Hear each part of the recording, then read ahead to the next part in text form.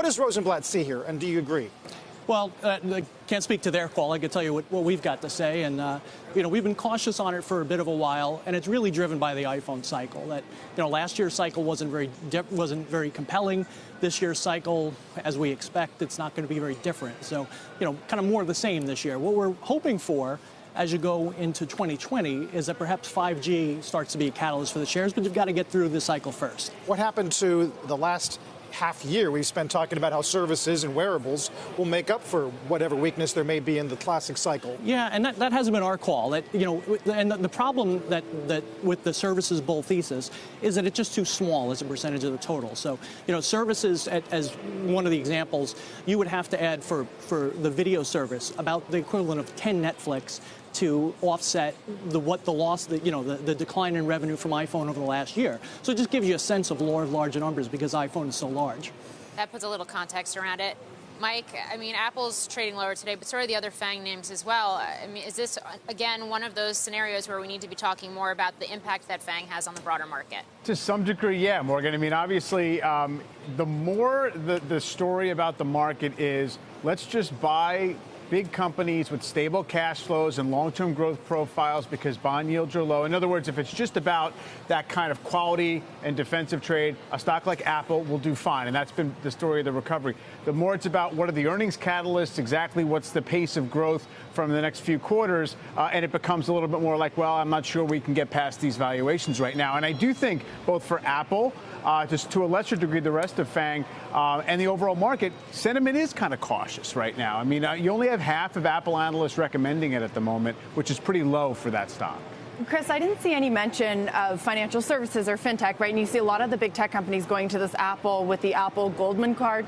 Is the market taking that into account? Do you think that there's so much focus on services, but perhaps financial services could be sort of an attractive point for Apple? And it is, and I think that is actually attractive business for them. But again, it's a law of large numbers problem, and it's a piece of the services business. So again, what our view on Apple is, if you fix iPhone, you get iPhone back to growth, then services becomes kind of the cherry on top to kind of keep the stock moving. But nothing works unless iPhone works because it's just so large.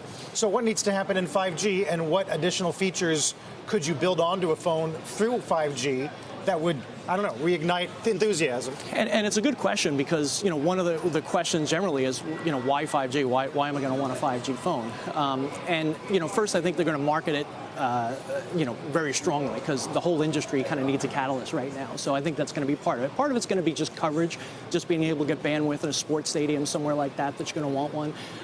But I think what's important, and one of the things that gave a glimmer of hope to us a month or two ago was the agreement they had with Qualcomm. So the agreement with Qualcomm gave them the ability to use Qualcomm modems. If they had stuck with Intel, as we know now, the Intel modem wasn't working, so they wouldn't have had a 5G phone. And the other part of it is actually getting it up and down the product line, getting it to all price points, because that's obviously been one of the issues. The phone's just a bit too expensive to drive product cycles. Mike, what do you make of the chatter around Johnny Ives leaving and what innovation is left of the company? Can Apple sort of survive on services, or does it need this next innovative product?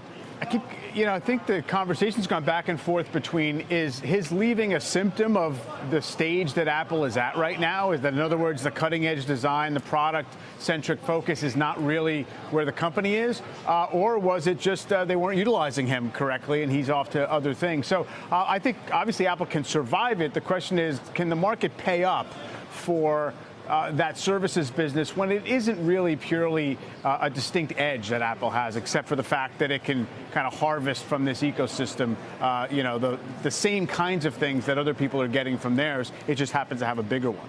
Chris, I'll put the same question to you. Your reaction to Johnny Ive making his departure last week, and to play devil's advocate here on the heels of that Wall Street Journal report last week and some of the other coverage we've seen, could it actually potentially be a positive catalyst for this company? And possibly. Johnny Ive is a legend in the industry, obviously, so it's really hard to replace him. But with that Apple needs another hit, right? So, and there hasn't, since, the Apple Watch was a legitimate hit, but again, just small relative to iPhone.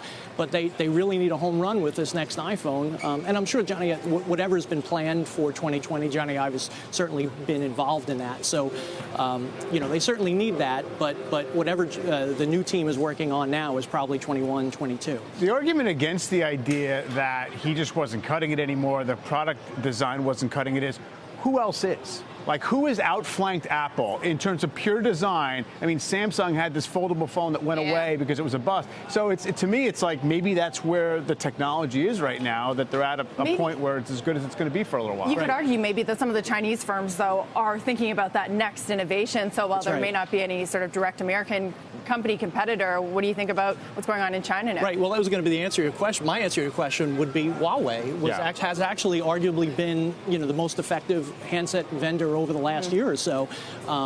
They're very good phones coming out right now. And again, with all the trade stuff coming out, that adds another interesting element to all that.